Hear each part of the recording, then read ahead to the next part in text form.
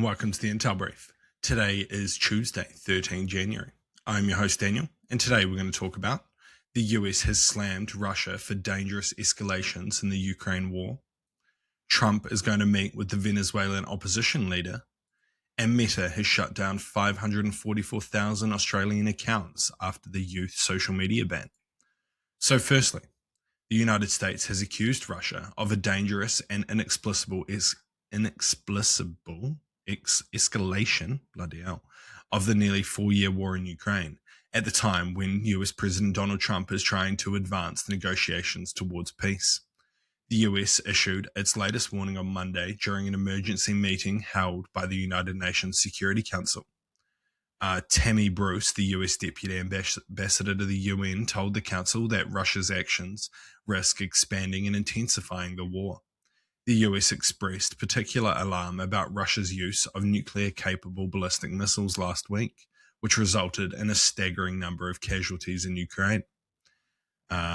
Bruce said that at the moment, a tremendous potential due to only President Trump's unparalleled commitment to peace around the world, both sides should be seeking ways to de-escalate the conflict. So what? Firstly, let's just have a look at that last point around President Trump's unparalleled commitment to peace around the world.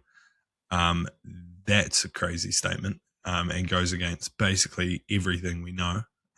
While Trump has definitely tried to end some wars, he has definitely not, brought peace worldwide anywhere near what he's claiming to have done. He's ended some wars through pressure, but, there are some significant conflicts that still go, which, Ukraine is one of them. I think it's pretty clear that Russia is not committed to these peace negotiations in any real meaningful way, and that the only way they are going to come to the table is through pressure and, the possibility that they may lose the conflict. So, hopefully the Trump administration realizes that soon, and we can reshift our focus back towards fighting the war rather than just talking about these peace negotiations, which are dead in the water at this stage. And next, US President Donald Trump has invited the Venezuelan opposition leader and Nobel laureate Maria Corina Machado to the White House for a meeting on Thursday, US media reported on Monday evening.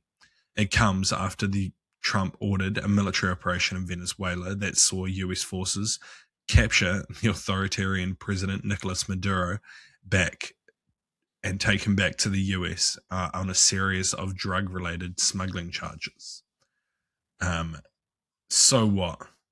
I mean, it's no secret, I think, that Trump is trying to install a government that is much more pro-US than Maduro was, which is, to be fair, not very hard. But Maduro's successor is claiming that they are still in control of the country and that, they're willing to work with the US, but it doesn't seem likely that they want to give up power at this stage.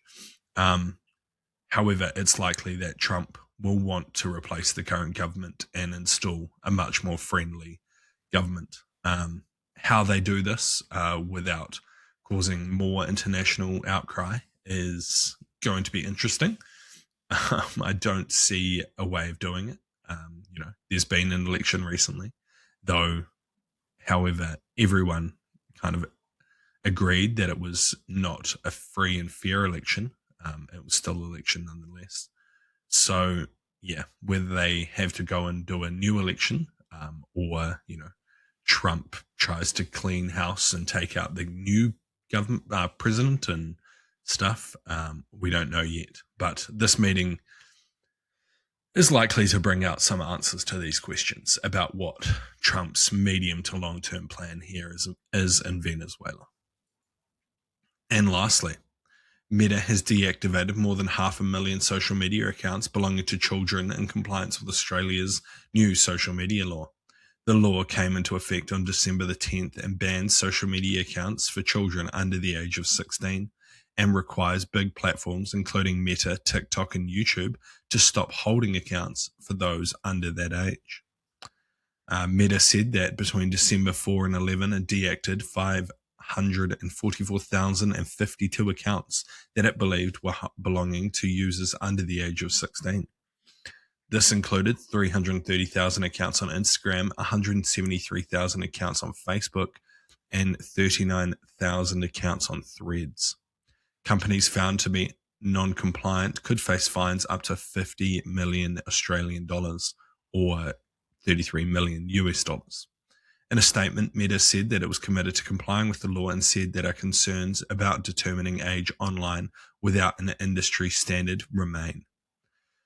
So what? Again, this last sentence kind of stands out to me about the concerns of determining age online without an industry standard. It's going to be extremely challenging. Kids are good at getting around things, especially when it comes to technology.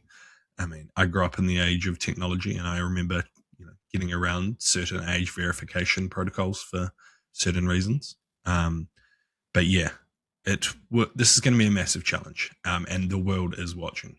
I think a lot of countries are very interested in how this goes and how Australia actually implements this law, if it's effective, what the results are. And if it seemed to be positive, I think we'll see a lot of countries follow suit. There's already talk about, similar plans within Europe, within New Zealand, and a bunch of other countries. So yeah, it's definitely one to watch, and definitely something that's positive. I don't think kids having social media under the age of 16 is an overall healthy thing to be doing. I also don't think it's going to get them to go outside and touch grass. So I don't know. It's a bit of a in the middle. Anyway, that's been your Intel Brief for today. I've been your host, Daniel, and I'll see you again tomorrow. See you.